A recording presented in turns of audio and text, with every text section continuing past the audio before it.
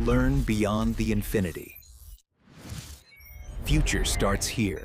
तो hello guys, welcome to this amazing platform Quantum Explorate. मेरा नाम है विजय और आज हम पढ़ेंगे फंक्शन का सेकंड पार्ट। तो आज हम फंक्शन के सेकंड पार्ट में पढ़ेंगे जो मैथमेटिकल फंक्शंस है उनका यूज़ करके हम कैसे पावर मतलब x की पावर n निकाल सकते हैं, स्क्वायर रूट्स निकाल सकते हैं, n का स्क्वायर रूट क्या है।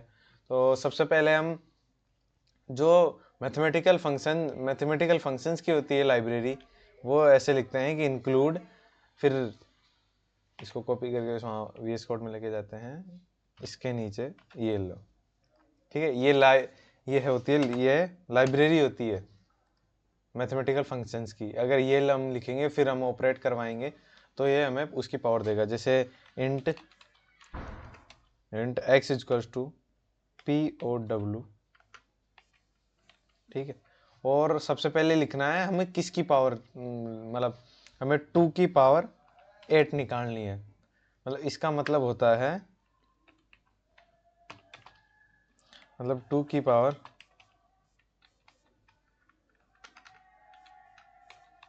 8, तो इक्वल्स टू जो कैलकुलेट होगा वो आएगा आंसर।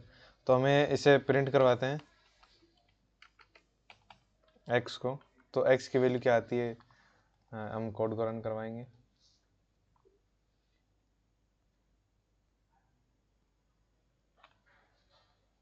तो 256, 2 की पावर 8 होता है 256। 2 की पावर 2 देखिए सबसे, मतलब एग्जैक्टली ये बता रहा है कि ये 2 की पावर में, ये तो x है, x की पावर n, मतलब आप समझ सकते हो कि ये वाली चीज़ है x की पावर n। तो यहाँ क्या आ रहा है, 2 की पावर 2, फिर ये पावर 2, 2 की पावर 2 आ रहा है यहाँ पे, ठीक है।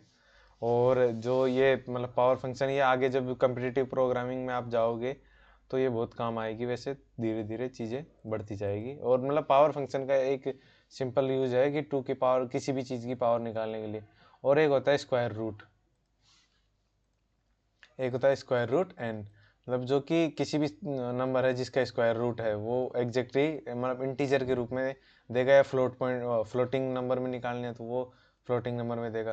तो स्क्वायर रूट को कॉपी करते हैं यहाँ से और यहाँ पे लेके जाते हैं। फिर चलो इसका फिर से लिख लेते हैं कि int n equals to square root of, जैसे 4 का स्क्वायर रूट क्या होता है 2, तो सी आउट करवाएंगे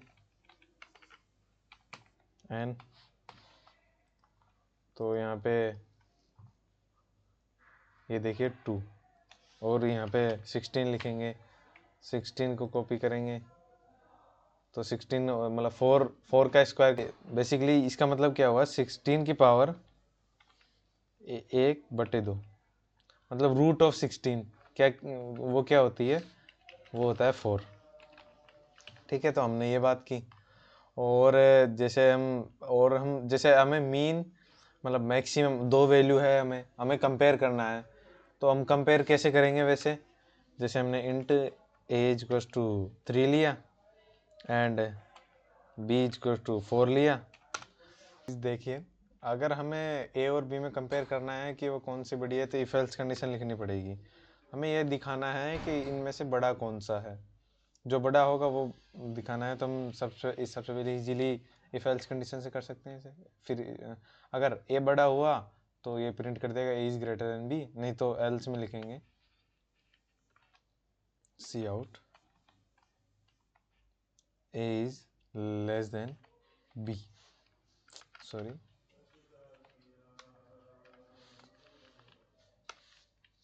ए इज लेस देन बी, ठीक है। अब कोड को करवाते हैं रन, और ये कोड रन करवाया, हाँ, कि ए इज मतलब बी इज ग्रेटर देन ए, ये हमें पता चल ही रहा है, ठीक है। लेकिन हम इसे एक इजी टू इजी, मतलब इसे इस पूरी इतनी चीज़ को 1 2 3 4 5 6 लाइन के कोड को हम एक सिंगल लाइन में भी कर सकते हैं। एक नया वेरिएबल डिफाइन कर दो या सी आउट करवाओ उसे, चलो, मतलब एक लाइन में पूरा इतना बड़ा कोड लिख सकते हैं कि एम आई मिन ऑफ ए कोमा बी। अब ये कंपेयर कर रहा है कि मिनिमम बताएगा ये हमें कि ए और बी में से मिनिमम कौन है। ठीक है, तो कोड रन करवाया। अब जो भी मिनिमम होगा वो बता देगा ये यहाँ पे। ठीक है, अब अपन दोनों इनपुट लेके देखते हैं दोनों चीज़। तो सी out enter a,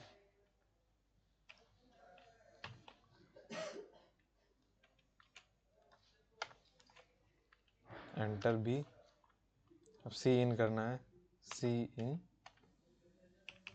A,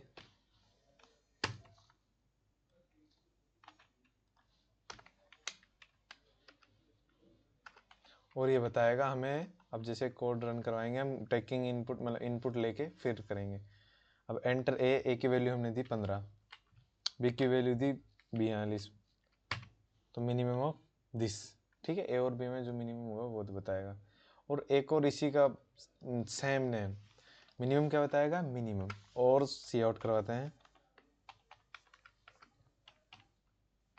max of a comma b. ठीक है, और ये हमने रन करवाया, ये ए की वैल्यू दी 55 और ये दी 82, तो max of a comma b. ये क्या कर रहा है, इन दोनों में से कंपेयर करके जो मैक्स वैल्यू है वही बताएगा मैक्स। ठीक है, तो इसने 82 बता दिया। अब हम बात थ्योरेटिकली समझते हैं कि पास बाय रेफरेंस होता क्या है। पास बाय वैल्यू में क्या होती है, जब कॉल करता है तो वो है जब भी कोई कॉल करेगा तो उसके पास एक कॉपी जाती है उस नंबर की। अब देखते हैं, जैसे अब एक कॉल करके देखते हैं। कॉल मैंने 10 किया, ठीक है, नहीं 10 नहीं, कोई एक इंटीजर डिफाइन कर लेते हैं, इंट n इक्वल्स टू 10। ठीक है, और फिर कॉल कर दिया n। ठीक है, जैसे हमने n कॉल किया तो देखिएगा, अब हमने एक n डिफाइन कर ली, इंटीजर 10, उसकी वैल्यू दे दी 10।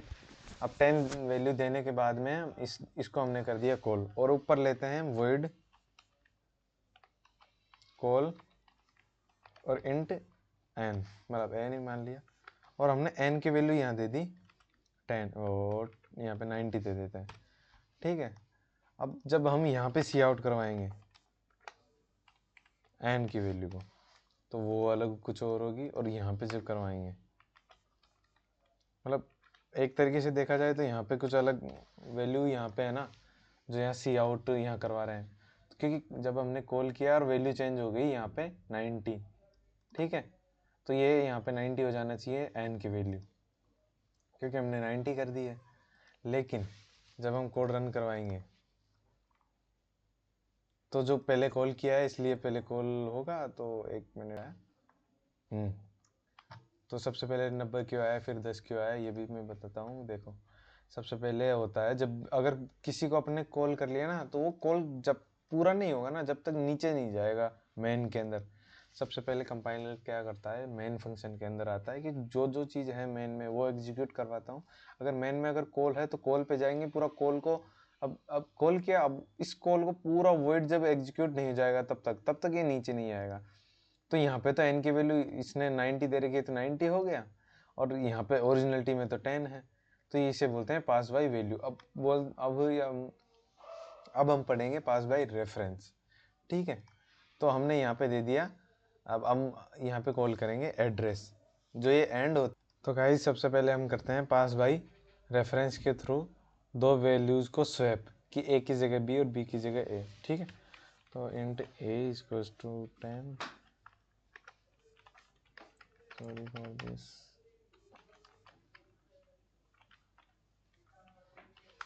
ठीक है, हमने कॉल कर दिया a, मतलब address of a comma address of b। ठीक है, और हम कॉल रिसीव करेंगे void call int pointer a comma int pointer b। ठीक है, फिर हम स्वैप के लिए क्या करेंगे, एक तीसरा वेरिएबल डिफाइन करेंगे, इंट टेम्प ले लो पॉइंटर ऑफ a इनटू मतलब इसको इक्वल्स टू देंगे और पॉइंटर ऑफ ए को इक्वल करेंगे पॉइंटर ऑफ बी के, ठीक है, और पॉइंटर ऑफ बी को इक्वल करेंगे टाइम के, ठीक। ये हमारा जो एड्रेस पे ए और बी की वैल्यू स्वैप हो चुकी है। और अब हम सॉरी यहाँ पे एड्रेस, ऐसी छोटी गलती हो जाती है। अब सी आउट करवाएंगे ए एंड बी, और इसी चीज़ को हम ऊपर प्रिंट करवाएंगे कि हम जब कॉल किया हमने एड्रेस पास बाय रेफरेंस, तब ए और बी की वैल्यू क्या थी और जब बाद में क्या है, ठीक। हमने ये कोड को एग्जीक्यूट करवाया तो देखिए ए की वैल्यू 10 यहाँ पे आई और फिर 19, ठीक है, कि जब कॉल नहीं किया था पास बाई रेफरेंस के थ्रू, जब हमने एड्रेस नहीं दिया था उनको, एक कॉपी जाती है वहाँ पे कॉलिंग मतलब वॉइड में एक कॉपी जाती है पास बाई वैल्यू के थ्रू, और हम यहाँ पे यूज़ करें पास बाई रेफरेंस। तो पास बाई रेफरेंस में हम एड्रेस पे जाके उसकी वैल्यू को चेंज करते हैं, ठीक है। तो 19 एंड 10, तो ए की वैल्यू 19 और बी की वैल्यू 10 स्वैप हो गई। मतलब जो हमने यहाँ पे किया ये हम आप हमारे क्वांटम एक्सप्लोर के यूट्यूब चैनल पे देख लिए, स्वैप टू नंबर्स, मतलब जो बेसिक क्वेश्चन है वो वहाँ से देखिए, वहाँ पे सब बता रखा है, ठीक है। और मैंने पीछे बताया स्वैप कैसे करते हैं, ठीक। तो इंट टाइम इक्वल्स टू ए लिया, ए को बी से किया, बी को टाइम पे कर दिया। तो इससे क्या होता है, जो ए की वैल्यू होती है वो बी में चली जाती है और बी की वैल्यू ए में आ जाती है। तो ऐसा स्वैप हो जाता है ये वाली चीज़ से, क्योंकि एक सी वेरिएबल मान लो, सी बराबर ए करो और ए बराबर बी करो और बी बराबर सी कर दो। ऐसा बेसिक से बता रहा हूँ कि ऐसे हो जाएगा। और ये हमने पास बाय रेफरेंस के थ्रू स्वैप कर लिया। अब पास बाय रेफरेंस के थ्रू, अब वो ये पास बाय रेफरेंस होता है, और पास बाय रेफरेंस के थ्रू क्या किया जा सकता, ये है लीड कोड का 509 क्वेश्चन फिबोनाची नंबर, ठीक है। फिबोनाची नंबर है कॉमनली वो है, मतलब ये पढ़ लीजिए आप, मैं आपको बेसिकली क्वेश्चन समझा देता हूँ। फिबोनाची सीरीज क्या होती है कि शुरुआत होती है 1 से, 1 1 फिर 1, मतलब जो लास्ट 2 डिजिट, जो नेक्स्ट डिजिट आएगा थर्ड, वो पीछे के 2 डिजिट का सम होगा। तो बताऊं, जैसे 2 आया, ये कैसे आया, इन 2 का सम। ये 3 आया, कैसे आया, इन 2 का सम। 5 कैसे आया, इन 2 का 2 और 3 का सम। 8 कैसे आया, 3 और 5 का सम। कैलकुलेट कर लीजिए। 13 कैसे आया, 5 और 8 का सम आ गया। 21 कैसे आया, 8 और 13 का सम आया। और ये इंडेक्स है कि जब n की वैल्यू 1 होगी तो वो आएगा, 2 होगी तो ये आएगा, 3 होगी तो 2 आएगा, 4 होगी तो ये आएगा, ये 5 पे 5, 6 पे 8 और 7 पे 13, 8 पे 21। ये फिबोनाची नंबर है। और ये एक एग्जांपल से, जैसे एफ ऑफ 0 पे 0 आएगा, एफ ऑफ 1 पे 1 आएगा। तो ये बेसिक है कि F of n-1 plus F of n-2 n is greater then 0, you calculate F of n। Example देखते हैं, n1, n की वैल्यू 2 दी तो 1 आएगा, ठीक। ये कॉल किया और ये 1 आ गया। अब 3 दी तो 2 आएगा, 3 दी तो भी 2 आएगा, क्योंकि लास्ट 2 इंडेक्स का सम आएगा। एग्जांपल 4 में 4 दी, 4 मतलब लास्ट 2 इंडेक्स 3 और आउटपुट आया 3 4 इंडेक्स पे, क्योंकि जो थर्ड इंडेक्स होती है वो 2 होती है और पहली इंडेक्स 1 होती है। तो लास्ट 2 डिजिट इंडेक्स का सम होता है फिबोनाची नंबर।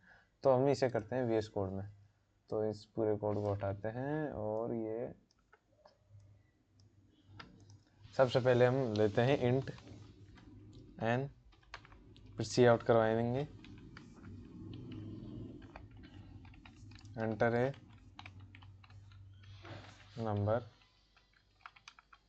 कॉल। अब मतलब कॉल जनरली आप बेसिक चीज़ बता रहा हूँ बस मैं, ये कॉल कर दिया इंट ये, और इससे हम सी आउट करवाएंगे, क्योंकि रिटर्न इस बार हम इंटीजर वाले फंक्शन का यूज़ करेंगे। तो इंट कॉल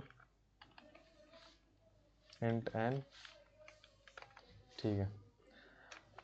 तो इस क्वेश्चन में क्या होता है, ऐसे क्वेश्चन में सबसे पहले लिखना पड़ता है हमें बेस केस कि अगर ये हुआ तो हमें क्या रिटर्न करना है, फिर हम बीच में कोड लिखते हैं, लास्ट में करते हैं रिटर्न। तो हम यहाँ पे भी वही चीज़ करेंगे। तो हमने बेसिकली ये पता चला कि हमें लास्ट इंडेक्स होती है ना 2, उसका सम होता है हमारी जो एन वी इंडेक्स है। एन इंडेक्स इक्वल्स टू होता है n-1 इंडेक्स और n-2 इंडेक्स दोनों का सम, ठीक है। और हम जो फर्स्ट n इक्वल्स टू 1 और 2 पे 1 1 आता है तो इफ पहले कंडीशन लगा देंगे, इफ n इक्वल्स टू 1, और ये और का यूज करेंगे, ये मैंने सब बता रखा है पिछली वीडियोज में, और n इक्वल्स टू 2, तो रिटर्न